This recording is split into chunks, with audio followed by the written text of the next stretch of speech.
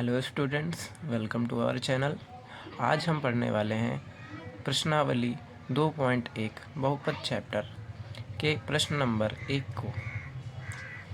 तो आपके स्क्रीन पे लिख के आ रहा होगा कि निम्नलिखित व्यंजकों में कौन कौन से एक चर बहुपद हैं और कौन कौन से नहीं हैं, कारण के साथ अपने उदाहरण दीजिए।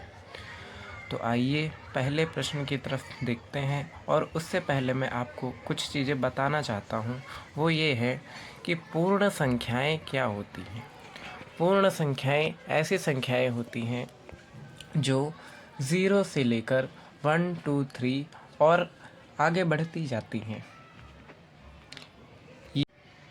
ये संख्याएं माइनस या प्लस को इंक्लूड नहीं करती हैं। चलिए अब मैं इसका एग्जाम्पल लिख देता हूँ। जैसे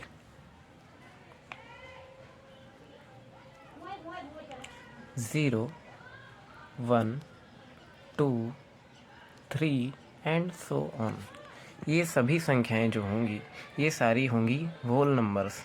इनको हिंदी में पूर्ण संख्याएं कहा जाता है। चलिए अब प्रश्न पे आते हैं। तो पहला आपको दिख रहा होगा 4x² - 3x + 7 लिखा हुआ है।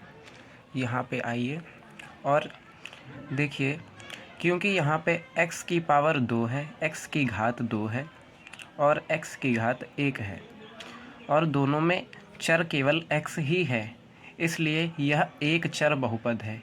एक चर बहुपद का मतलब जिसके अंदर केवल एक ही प्रकार का चर हो, और यहाँ पे बहुपद है क्योंकि इसकी घात पूर्ण संख्या है।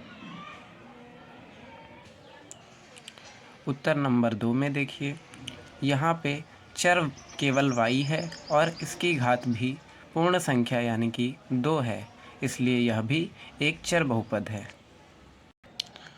उत्तर नंबर 3 को देखिए, यहाँ पे 3√t या हिंदी में बोले तो 3 वर्गमूल t लिखा हुआ है। इसका मतलब ये है कि t की घात जो होगी वो 1/2 यानी कि आधी होगी। क्योंकि 1/2 पूर्ण संख्या नहीं होती है, इसलिए यह एक बहुपद नहीं है। प्रश्न संख्या 4 पे आते हैं। यहाँ पे लिखा हुआ है y + 2/y। इसको हम कुछ इस प्रकार से भी लिख सकते हैं कि y + 2y की पावर -1 या y + 2y की घात -1। अब यहाँ पे घात में, चर की घात में -1 आया हुआ है, जो कि पूर्ण संख्या नहीं है, यानी कि ये समीकरण भी बहुपद नहीं है, परंतु एक चर है। चलिए क्वेश्चन 5 की तरफ देखते हैं। यहाँ पे हमको सभी की घातें पूर्ण संख्या दिख रही हैं, जैसे 10 हो गया, 3 हो गया, 50 हो गया, पर यह बहुपद एक चर बहुपद नहीं है, क्योंकि यहाँ पे 3 प्रकार के चर x, y, t हैं। तो आशा करता हूँ आपको ये टॉपिक समझ में आया होगा। मिलते हैं नेक्स्ट वीडियो में, तब तक के लिए धन्यवाद।